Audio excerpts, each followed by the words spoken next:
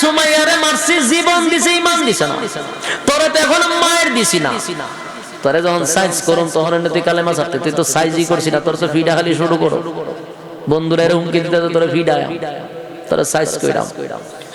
এবার উকবা কয়, দোস্ত শুন, সত্যিকারের কালেমা আমার ভিতরে ঢুকাই নাই।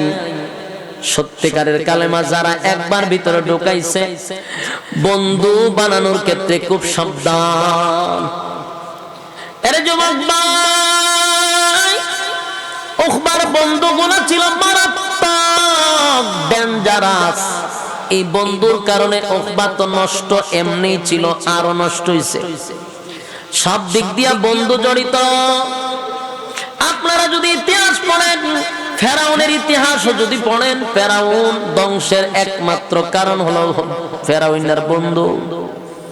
ফেরাউনের ইতিহাস যারা পড়ছেন দেখবেন, ফেরাউনের বন্ধু ছিল হামান।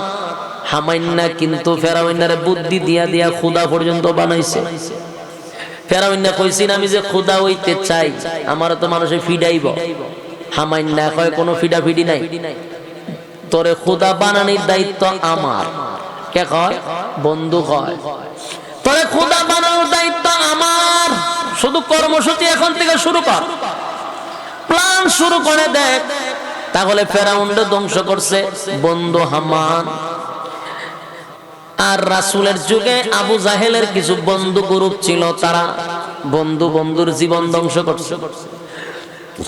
উকবারে ডাক দিয়া কয়, উকবারে, বন্ধুদের সাথে যেই পরিমাণ গাদ্দারি করছস, আজকের পর থেকে তোরে বয়কট করলাম রে, বয়কট করলাম। আর কোনদিন তোর সঙ্গে আমাদের চলাফেরা হবে না। নেতা ওই তিনি তোরে নেতা বানানো, বোতল খাইতিনি আর জীবনে বালা কইরা খাওয়ামো, ক্লাবও যাইতিনি তোরে যাওয়ামো। আজকের পর থেকে তোর সাথে আমাদের কোনো ওঠা বসা নাই, তোরে বয়কট করলাম। এখন উপায় চিন্তা করলাম, সর্বনাশ, মুহাম্মাদের কালেমা পড়ার কারণে বন্ধুরা আমাকে ছেড়ে চলে যাবে, নেতাগিরি আমার চলে যাবে, আবু জাহিল্লা সেতা, আমার তো উপায় নাই। তাই উকবার সাথে সাথে একটা পল্টি মারছে। পল্টি বুঝুন না আপনারা? সাথে সাথে পল্টি মারছে। ডাক দেয়া কয়, দোস্ত দাঁড়া, আমার সাইরা যাবি না দোস্ত রে। আমি কালেমা পড়ছি কথা ঠিক, কিন্তু এটা অরিজিনাল মুহাম্মাদের কালেমা পড়ছি না। জুড়ে কন্যা নাউযুবিল্লাহ। কি পরিমাণ পল্টি মারছে! আমি কালেমা পড়ছি গো, কিন্তু আমি কালেমাটা আব্দুল্লাহর পুত্র মুহাম্মাদের কালেমা পড়ি নাই। আবু বকর যেই কালেমা পড়ছে আমি সেই কালেমা পড়ি নাই। ওমর যেই কালেমা পড়ছে সেই কালেমা পড়ি নাই। এখন বন্ধুরা কয়, তুই কোন কালেমা পড়ছ? দোস্ত রে, আমি পলিটিক্সের কালেমা পড়ছি। বলার মানুষ পলিটিক্স বুঝেননি? আপনারা আওয়াজ নাই কেন? আওয়াজ নাই, বক্তা শুধু আওয়াজ কেমনে দিতেন চিন্তা করতেছেন, যদি হুজুরের দাম বাইরা জায়গা। হ্যাঁ, এরকম চিন্তা ভাবনা আছে আপনারা? একটু আওয়াজ দিলে কথা বলতে উৎসাহ, কারণ আমি তো আপনারা ভাষা বুঝি কম। আপনারা আমার ভাষা বুঝেন কিনা আমি চিন্তা থাকি আওয়াজ না দিলে। আর আপনারা আওয়াজ পাননি, এটার তো একটা টেনশনে আছে। তাহলে একটু কথাও তখন আমি আমার বাসায় ওয়াজ করলে তো ওয়াজ হইতো না, খবর জিয়ারত হইব। মাশাআল্লাহ, যে সুন্দর ভাষা আমরা, সিলেটের ভাষা। আমি আপনারা বুঝেন ওই ভাষাই কিন্তু ইউজ করতেছি। এরপরে যদি না বুঝেন তাহলে তো কপাল খারাপ। বুঝেন যে এটা তো আমার বুঝাইতেই, হ্যাঁ না মাধ্যমে আমার বুঝাইতে। একটু দিলের কান লাগায় শুনেন, বিশেষ করে যুবক, ইয়াং জেনারেশন। আজকে তোমাদের জন্য এই কথাগুলি খুব প্রয়োজন, বৃদ্ধদের জন্য না, শুধু আমাদের যুবক ভাইদের জন্য কথাগুলি একটু দিলের কান লাগায় শুনেন। যা করছেন আজকের থেকে ব্রেক দিতে হবে।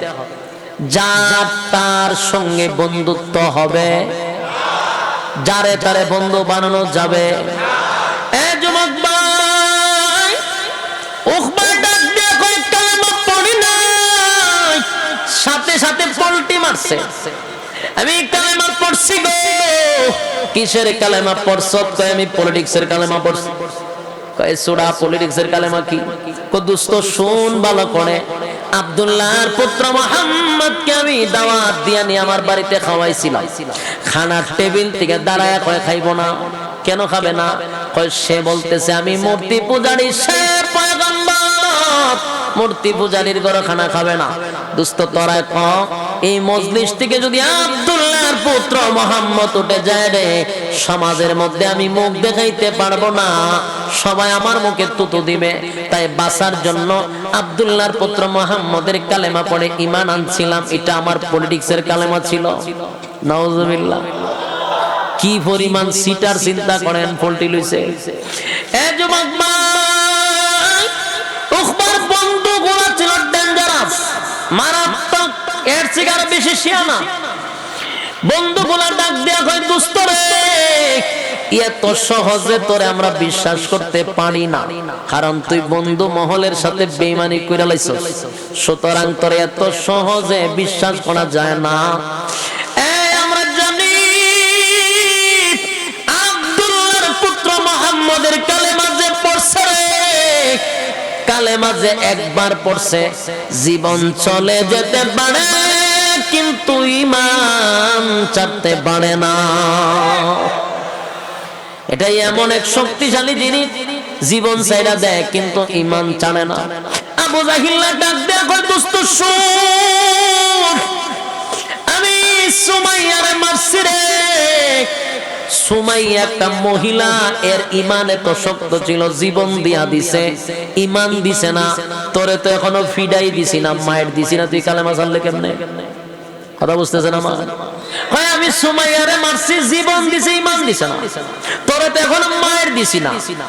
তোরে যখন সাইজ করুন তখন তুই কালেমা ছাড়তে, তুই তো সাইজই করছিস না, তোর তো ফিডা খালি শুরু করো। বন্ধুরা এর হুমকি দিতে তোরে ফিডা, তোরে সাইজ কইরাম। এবার উখবা কয় দোস্ত শুন, সত্যিকারের কালেমা আমার ভিতরে ঢুকাই নাই। সত্যিকারের কালেমা যারা একবার ভিতরে ঢুকাইছে, জীবন চলে যেতে পারে, কালেমা ছাড়তে পারে না। জোরে কম সুবহান। এ যুবক ভাই, বক্তব্য কার? বেঈমানের বক্তব্য, তারা নিজেরাই স্বীকার করতেছে। আব্দুল্লাহ পুত্র মুহাম্মদের কালেমা যে একবার পড়ছে গো, সে কোনোদিন আর কালেমা ছাড়তে পারে না। আমি ছাড়ছি কারণ আমি তো পলিটিক্সের কালেমা পড়ছিলাম। এবার যুবক ভাই, আবু জাহিল এর মধ্যে হলো উমাইয়া, আরো আছে কয়েকটা, তো সবকে আল্লাহ জাহান্নামের সিল মেরে রাখছে। সবটি শয়তানগুলি এর বুদ্ধি দিছে, দোস্ত দাঁড়া, তুই যে ফল্টি বাজ আমরা কেমনে বুঝবো? তুই আবার ফল্টি দিতে নাই এমন তো কোনো গ্যারান্টি নাই। তুই যে অরিজিনাল কালেমা পড়ছত না ডুপ্লিকেট কালেমা পড়ছত আমরা এখনো কনফার্ম না। এটা কনফার্ম হওয়ার জন্য একটা কাজ করতে হবে। কি কাজ? তুই যদি আমাদের কথা শুই না, আমাদের কথা মতো কাজ করস, তাহলে বুঝতে পারবো তুই আমাদের দলে আছো, মুহাম্মাদের দলে না। এই ইয়ং জেনারেশন যুবক ভাই, দিলের কান লাগায় শুনেন। বন্ধু কিন্তু পরামর্শ দিতেছে বন্ধুদেরকে, বন্ধুর দ্বারা কি কি ক্ষতি হয় একটু দিলের কান লাগায় শুনেন। বন্ধুর দ্বারা কি ক্ষতি হতে পারে? বন্ধু আপনাকে জাহান্নামে নিতে পারে, এটা বিশ্বাস করেন? কথা হয় না? যত সমাজ ধ্বংস কার জন্য? বন্ধুর জন্য। আপনারা এখানের মধ্যে সিগারেট খাননি, অনেকেই খান। যদি কই সিগারেট কারা কারা খায়, তাহলে অনেকেই লাভবাহিক কইতে রাজি হইবেন, আমি জানি। তো লজ্জা দিয়া লাভ নাই। যারা সিগারেট খান, আমি তাদের কাছে একটা প্রশ্ন করি, সিগারেট খাওয়ার শুরু কোথা থেকে? আমি যদি কাউরে জিজ্ঞাসা করি যে ভাই তুই সিগারেট খাস, এটা সারা নজর পা, এটা কোনার থেকে এটা হইছে, কোন ঘটনারে কেন্দ্র করে এটা বিড়ি খাওয়াটা উৎপাদন হইছে, দেখবেন হে আমারে জানাইবো, অথবা আপনাদেরকে জানাবে তার জীবনের প্রথম ইতিহাস বিড়ি খাওয়ার শুরু কোথা থেকে হয়। দেখবেন কোনো না কোনো ক্ষেত্রে বন্ধু জড়িত। আমি যতটুকু জানি সিগারেট খাওয়া যারাই শিখছে, ওইটা কিন্তু মা বাপে শিখায় না। আপনারা বোলা থেকে মা বাপে সিগারেট খাওয়া শিখায়। 7 বছরের সময় কয় যাবো একটু টান দাও বলে, অথবা মা শিখায় যে বাবা সকাল বিকাল 2টা টান দিয়ে শিখবা, আস্তে আস্তে। শিখায়নি? তাহলে কে শিখায়? স্কুলের স্যারেরা, যে 10টার পর থেকে সিগারেট খাওয়ার প্রশিক্ষণ দেওয়া হবে, এমন কোন ক্লাস আছে বাংলাদেশে? তাহলে বোঝা গেল সিগারেট মা বাবা শিখায় না, সিগারেট খাওয়া উস্তাদরা শিখায় না, সিগারেটের একটা উস্তাদ আছে, এটা হলো বন্ধু। কথা কয় না, সিগারেটের উস্তাদই হলো বন্ধু। যারা এই সিগারেটটা, আমি বুকে হাত দিয়ে বলতে পারবেন আপনারা যে এটার উস্তাদ বন্ধু। এই কাজটা অন্তত বন্ধু শিখায়। যদি আপনারা স্মরণ না থাকে তাহলে ধ্যানমগ্ন অবস্থায় কতক্ষণ বসে থাকবেন, যে শুরুটা কই থেকে হয়েছিল। দেখুন আপনার ধ্যানের ভিতরে শয়তানে ঢুকাই দিব যে তোর বন্ধু। বলুন কে? মাশাআল্লাহ, বন্ধুই কাজগুলো খুব সুন্দর করে করাইতে পারে। এরপরে যারা গাঞ্জা খায়, এরপরে এখন বাড়িছে কিতা নেশাগ্রস্ত যে সমস্ত পণ্যগুলা, যে ট্যাবলেট, এরপরে বাড়িছে এখন কিতা নামও চিনি না, ওই যে আপনার ডাইল হয় একটারে, এরপরে ডাইল লই একবার আমি পড়ছিলাম বেজাল। আমার কাছে একজন এসে দেখো ভাই এত এলাকার মধ্যে ডাইল কোট ডাইল খায়, ডাইল হেলে দিচ্ছে, আমি তো ডাইল খাই। আমি তো আর এটা হাকিকত বুঝছি না। আমারও জন কাছে আমি ডাইল তো আমিও খাই। আরে এই ডাইল না, আমি কোন ডাইল? বুটের ডাইল। বুটের ডাইলও খাই। বুটের ডাইল না, আমি মসুরিও না। হ্যাঁ বেটা, এরপর আমার ডাইল কি আছে? মুগ ডাইল নেই, মুগ ডাইলও খাই। আমার জীবনে জানতাম না যে ডাইল যে একটা নেশাগ্রস্ত জিনিস। ওই দিন শুনছি আমার বাইরে এইটা না, এই ডাইল হইলো খাইলে পরে এটা নেশা। সর্বনাশ, তিতার মানুষের দ্বারা কোন যেত না যে ডাইল খাই। সাবধান, ডাইল খাই কথাটা কইলো ডর করে, ভয় লাগে। এখন বাড়িছে ডাইল। এই যতগুলা নেশাগ্রস্ত জিনিস আছে আমাদের যুবকরা এগুলো এখন খায়। লাইফ শেষ, দুনিয়া শেষ, পরকালও শেষ। এই নেশাগ্রস্ত জিনিসগুলা শিখায় বন্ধু। নেশা যারা শিখে, বন্ধু শিখায়। এই বন্ধু আপনার জীবন শেষ করে দিল, দুনিয়ার জিন্দেগি, পরকালের জিন্দেগি, উভয় জিন্দেগির বরবাদ। বলুন, বন্ধু একটা গুরুত্বপূর্ণ জায়গা। সেই জায়গাতে যদি আপনি অযোগ্যকে আপনার বন্ধু বানান, আপনার লাইফ ধ্বংস করে দিবে। তার সাথে বন্ধুত্ব করবেন না, সাবধান, খুব সাবধান, খুব সাবধান। বন্ধুত্ব সবার সাথে চলে না। সে আপনার ওজন বুঝবে না, আপনার মানুষের সামনে সে ফাতলা বানায় দিবে, আপনার ইজ্জত সে নষ্ট করে ফেলবে। যেন যোগ্যবান বন্ধু দরকার, যার কাছে আপনি সব শেয়ার করবেন। এটা ভালো একটা বন্ধু দরকার। আউল ফাউলদেরকে বন্ধু বানাইবেন, লাইফ শেষ। কথা বুঝতে চাই? উকবার বন্ধু ছিল মারাত্মক। বন্ধুরা কয় তুই যে অরিজিনাল না ডুপ্লিকেট কেন বুঝো? যদি আমরার কথা মানস তাহলে বুঝুম তুই আমরার দলে আসস, আর না মানলে তুই মুহাম্মদের দলে। উকবা তো শয়তান আগে ছিল, সে খুব দুষ্ট ছিল। রাসূলের একবার নামাজরত অবস্থায় এই উকবাই কিন্তু রাসূলের এই শরীরের মধ্যে উটের নাড়ি বুড়ি রাখছিল। উকবা আগের থেকে শয়তান, এ খুব মারাত্মক খারাপ ছিল। দেখো দুষ্ট, তোরা যা বলবি তা মানতে বাধ্য। দুস্তরা মিল্লা এর পরামর্শ দিল, যেই জবান দিয়ে কালেমা পড়ছস, এই জবান থেকে মুহাম্মদের সুন্দর চেহারার মধ্যে তুতু মারতে হবে। নাউজুবিল্লাহ। আপনারা নাউজুবিল্লাহর আওয়াজটা আন্তরিকতা নাই, নবীর প্রতি মহব্বত কম। এখন চিন্তা করেন, বন্ধু কত খারাপ হইলে এমন পরামর্শ দিতে পারে? কথা হয় না? আজকের সমাজের যুবক কেমন ধ্বংস হয়? নাচ গানের জন্য বন্ধু বন্ধুরা নিয়ে যায়। রাতের রানীদের সাথে যারা দেখা করতে যায়, ক্লাবে নাচানাচি করে, বন্ধু বন্ধুরা নিয়ে যায়। ক্লাবে একা একা যায় না, বন্ধু বন্ধুরা নিয়ে যায়। যারা বোতল খায় সমানে, বন্ধুরা মিল্লা বোতল খায়, একা বোতল খায় না। কিছুতে টাকা লাগায়, একা লাগায় না, বন্ধুরা মিল্লা লাগায়। দর্শন, এরপর ইফটিজিং, সাদাবাজি, টেন্ডারবাজি, সমাজের মধ্যে যত অপকর্ম আছে সব বন্ধুরার সাথে জড়িত। আপনার সন্তানকে, আপনারও দায়িত্ব আছে আপনার সন্তানের প্রতি। কার সাথে মিশতেছে, কার সাথে যাইতেছে, এগুলোর দায়িত্ব মা বাবা। মা বাবা একটা সময় আমার কাছে বিচার দেয়, সন্তান কথা শুনে না। যে সময় কন্ট্রোলে ছিল, কন্ট্রোলে রাখলেন না কেন? এখন কন্ট্রোলের বাহিরে, এখন আপনাকে ফাত্তাই দেয় না, বাবা হিসেবে সম্মানও করে না। কেন? বেয়াদবদের সাথে চলাফেরা করে, নেশাগ্রস্ত বন্ধুদের সাথে চলাফেরা করে, তার লাইফ তো ধ্বংস। এই জন্য আপনার সন্তানের দায়িত্ব আপনার নিতে হবে। আমার সন্তান কয়টার সময় ঘরে আসলো, কয়টার সময় বাহির হইল, এগুলো দায়িত্ব আপনার।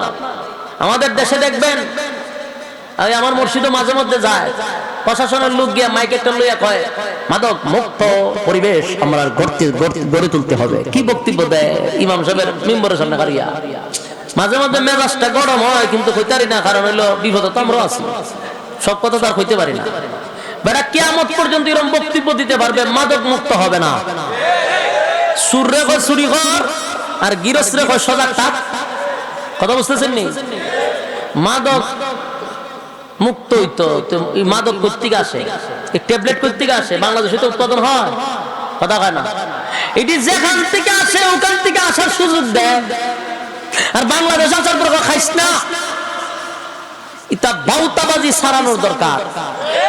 এদেশের মানুষের লাইফ নষ্ট করে দিচ্ছে, যুবক বলির পড়া লেখা যা আছে সব শেষ। এগুলো আসে সব দাদার দেশ থেকে, কথা বুঝতেছেন?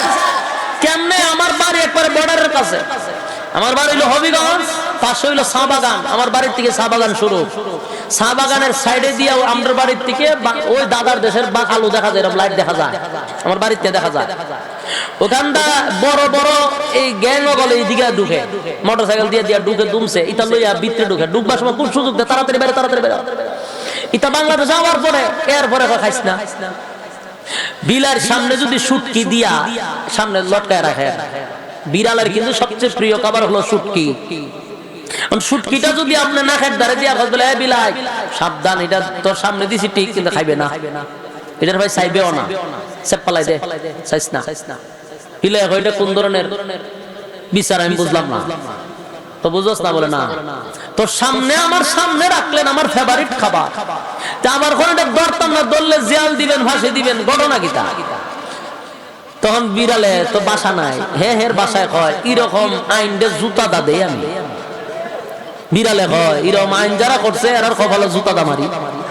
আমার ফেভারিট খাবার আমার নাকের সামনে দিয়া খাইস না, খাইলে জরিমানা। তুই খাবারটা তুই বাস্ক বন্দি করে তো, ঠিক না? বাস্কবন্দি করে তুই বলে বাস্ক করলে খাইস না, যুক্তি আছে। আমার সামনে ওপেন করে রাখবেন, এরপরে খাইস না, এটা তো খাইসলামই, ঠিক না?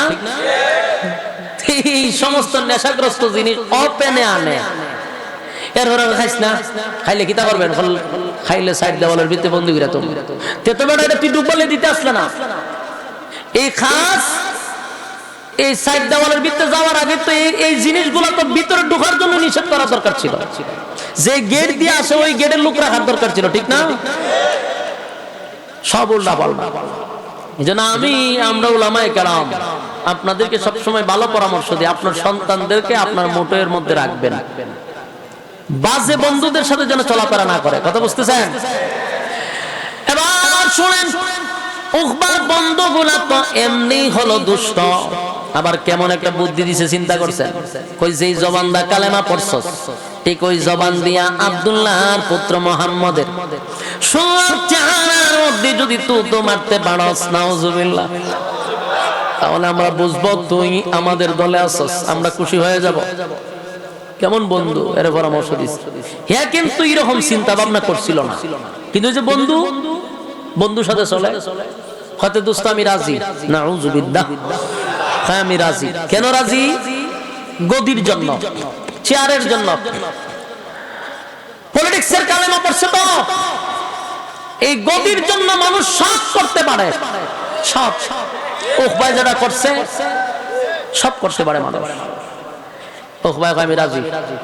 4-5 জন মিল্লা এরা রাসূলের কাছে গেছে, আল্লাহর রাসূল খানায় কাবার থেকে দূর থেকে এরা দেখছে এরা যে আসতেছে।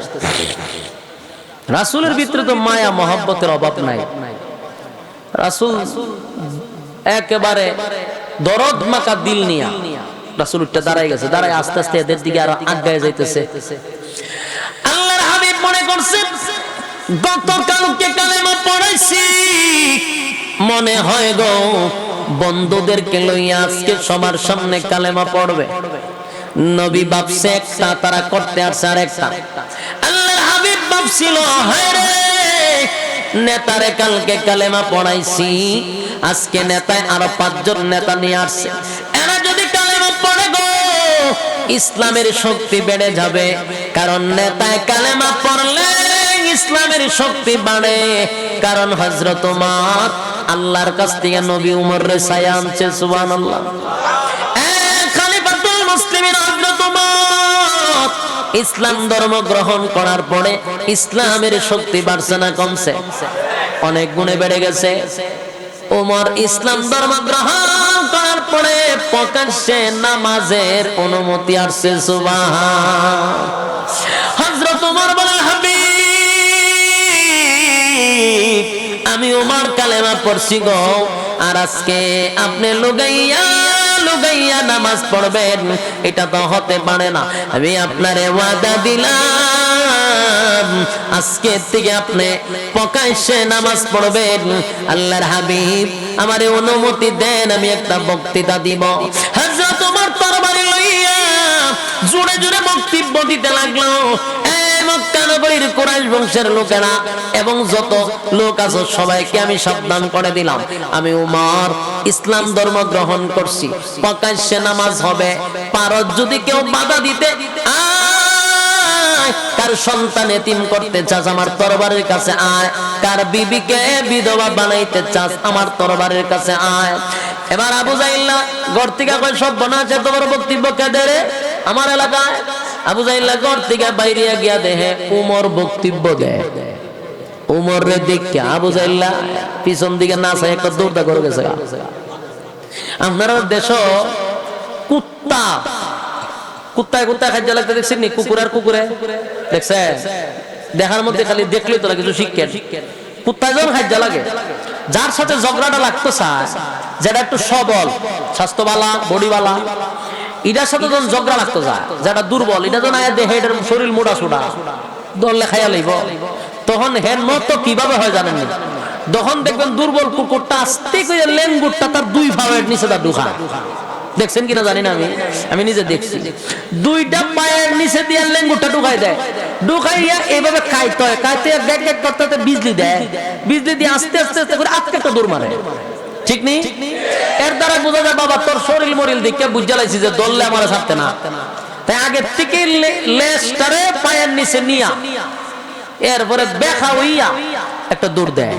ঠিক তেমনি ভাবে আবু জাহেল উমরের দিকে একবারে লেজ গুটাইয়া দৌড় দিয়া ঘরের ভিতরে গেছে। সব বলেন উমরের দিকে খুব ডরাইছে। উমরের মেজাজ ছিল গরম।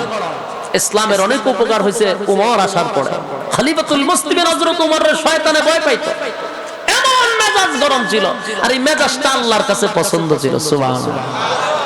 উমরকে বলা হয় মেজাজে ওহী, যার মর্জি মিজাজ মতো আল্লাহ কোরআনের বহু জায়গায় আয়াত নাযিল করছে। সুবহানাল্লাহ। উমরের মেজাজ গরম ছিল। একবার রাসূল এক সাপরিয়ারে কইতেছে তোর গাটির কিতা এক ওইটার ভিতরে সাপ আছে। রাসূল কই দেখি, এবার দেখাইতাম না। দেখাস না, কোনা দেখাবো না। রাসূলটা না করে দেখাইতো না। রাসূল দুইবার কইছে, হে রাসূলের ফাত্তাই দেয় না। আল্লাহ রাসূল সব বনা সেদি আমার দেখা হই না, তো দেখায় না শেষ। রাসূল চলে যাবে, হঠাৎ করে রাসূল তাকায়া দেখে হে নিচে দিয়ে তাকায়া দেখে প্রস্রাব করতেছে দাঁড়াইয়া, আবার দেহ শরীর কাঁপতেছে, চোখ দুটো পড়ে গেছে। রাসূল কই ইন্না লিল্লাহ, আমি তো তোমার কোনো কষ্ট দিছি না, আমি তোমার কি ধমক দিছি? আমার দ্বারা কি কোনো কষ্ট পাইছো? তখন দেহ খালি কাঁপে আর মুতে, আবার চোখ দুটা বড় বড়। রাসূল কয় আমি কি কষ্ট দিলাম? তারা তো কোনো ধমক দিলাম না, দিগো এরকম অবস্থা কেন হইলো? রাসূল হঠাৎ করে পিছে তাকায়া দেখে উমর খাড়া হইছে। খলিফাতুল মুসলিমিন উমর যে খাড়া হইছে, তরবারি একবার ঢুকায় একবার বাইর করে। এই দৃশ্য দেখে হে জাগাত মুতে দিছে এবং এক কাঁপা শুরু করছে। রাসূল কয় সর্বনাশ, এই কারণে তুই কই হেরি অবস্থা কেন? উমর রে হয় তোমার চোখ লামাও, তোমার এই চোখ দেখে হেতে জাগাত মুতে দিছে। খলিফাতুল মুসলিমিন উমরকে দেখলে ডরাইতো, ভয় শয়তানে পর্যন্ত ভয় পাইতো। শয়তান উমর যে রাস্তা দিয়া যাইতো, শয়তান ভুল ওই রাস্তা দিয়ে যাইতো না। চিন্তা করেন উমরের কেমন গরম মেজাজ। উমর কালেমা পড়ছে, আল্লাহর কাছ থেকে উমরের ছায়া আনছে। নেতায় কালেমা পড়ার কারণে ইসলামের উপকার হইছে নি? ওই কারণে রাসূল ভাবলো উখবাত তো একটা নেতা, সাথে কতগুলো আছে, আবু জাহেল একটা নেতা, আবু লাহাব নেতা, এরপরে আরো আছে উমাইয়া, এগুলো সব তো নেতা।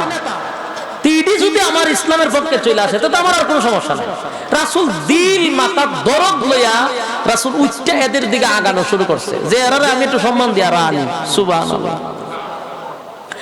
আল্লাহর হাবিব দিল মাথা দরদ লইয়া সামনের দিকে আগাইতেছিল। আর ওই বেঈমানের বাচ্চাগুলি দুশমনি লইয়া নবীর দিকে আগাইতেছিল। নবী যায় রে মহব্বত লইয়া, তারা আসে দুশমনি লইয়া। নবী যায় মহব্বত লইয়া, তারা আসে দুশমনি লইয়া। আল্লাহর হাবিব মুস্কি মুস্কি হেসে সামনের দিকে যায়। গতকালকে কালেমা পড়াইছিলাম আর আজকে মনে হয় গো বন্ধুদেরকে লইয়া আসছে প্রকাশ্যে কালেমা পড়বে। আল্লাহর হাবিব খুশি হইয়া নবী আমার দৌড়াইয়া সামনের দিকে যায়, কিন্তু উকবার সামনের দিকে আসতেছে দুশমনি লইয়া। ঠিক এরই মাঝখানে উকবা তুতু দেওয়ার আগে নবীর চেহারা মুবারকের দিকে যখন তাকাইছে, উকবার ভিতরে একটা মসুর মারছে। এত সুন্দর চেহারার মধ্যে কেমনে গো আমি তুতু মারি?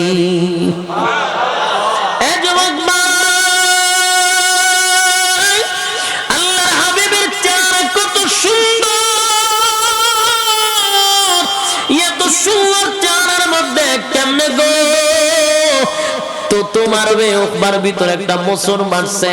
যেই চেহারার দিকে তাকাইলে আমার নবীর চেহারা এত সুন্দর ছিল রে, নবীর চেহারার দিকে তাকাইলে ক্লান্তি দূর হয়ে যেত, ক্লান্তি দূর হয়ে যেত। নবীর চেহারার দিকে তাকাইলে কিদা পর্যন্ত নিবারণ হয়ে যেত। আল্লাহর নবীর চেহারা এত সুন্দর ছিল, যেই চেহারার দিকে তাকাইলেই মানুষ বুঝতে পারতো নি আল্লাহর পয়গম্বর। এই নবীর চেহারা এত সুন্দর চেহারা, হ্যাঁ কত সুন্দর চেহারা। উকবায় কয় কেমনে রে তো তোমারি? যে চেহারার দিকে তাকাইয়া সাহাবায়ে কেরাম তৃপ্তি পায়। আর আল্লাহ বলেন আমার বন্ধুর যে আমি আল্লাহ কাউরে বানাই নাই, কাউরে বানাই নাই। হযরত জিবরাইল আলাইহিস সালাতু ওয়াস সালাম পর্যন্ত বলতে বাধ্য হয়। জিবরাইল বলেন আমি হাজার হাজার লক্ষ বছর আগে আমি জিবরাইলের সৃষ্টি হইছে। আমি 1 মিনিটের ভিতরে গোটা পৃথিবীটা কয়েকবার চক্কর দিতে পারি রে। আমার জীবনে যত মাখলুক দেখছি, আমার জিন্দেগির মধ্যে বলতে পারি আল্লাহর পয়গম্বর নবী মুহাম্মদুর রাসূলুল্লাহ সাল্লাল্লাহু আলাইহি ওয়াসাল্লামের চেয়ে সুন্দর আমি আর কাউরে দেখি নাই। জোরে কোন সুবহানাল্লাহ। হযরত জিবরাইল বলেন আমার জিন্দেগিতে এত সুন্দর কাউরে দেখি না। আল্লাহ ডাক দিয়া বলেন জিবরাইল রে তুমি কি দেখছো আর কি দেখবা? তুমি বলছো দেখি নাই, আর আমি আল্লাহ বলি আমার বন্ধুর চেয়ে সুন্দর আমি কাউরে বানাই না। তুমি দেখছো না, দেখবা কোথা থেকে? আমি তো বানাই নাই, আমার বন্ধুর চেয়ে সুন্দর কাউরে বানাই নাই গো। আল্লাহ বলেন আমার বন্ধুরে আমি দেখার জন্য, বন্ধুরে সব সময় দেখি আমার মন ভরে না। আমি আমার বন্ধুরে দ্বারে বসাইয়া দেখার জন্য বন্ধুরে আমি ইনভাইট করছিলাম। বন্ধু গো আপনার আমি দাওয়াত দিলাম। বন্ধুরে বন্ধু দাওয়াত দিয়া নিয়া দুনিয়াত না বন্ধুরে দাওয়াত দিয়া নিছে 7 আসমান টপকাইয়া, সিদরাতুল মুনতাহা টপকাইয়া, আরশ আজিমে বসাইয়া, বন্ধুর পাশে বন্ধুরে বসাইয়া বন্ধু বন্ধু গল্প করছে। আর মন বড়ে কুদরতি নজর দিয়া বন্ধুরে দেখছে। এ যুবক ভাই, যে চেহারার দিকে তাকাইয়া বেঈমানের বাচ্চাগুলি তারা নিজেরাই বলতো এটা কোনো মিথ্যাবাদীর চেহারা হতে পারে না। আমরা এটা বলতে পারি উনি আল্লাহর পয়গম্বর, সাধারণ কোনো মানব না, সাধারণ কোনো মানব না। আল্লাহর নবীর চেহারাই প্রমাণ করতো উনি পয়গম্বরী চেহারা।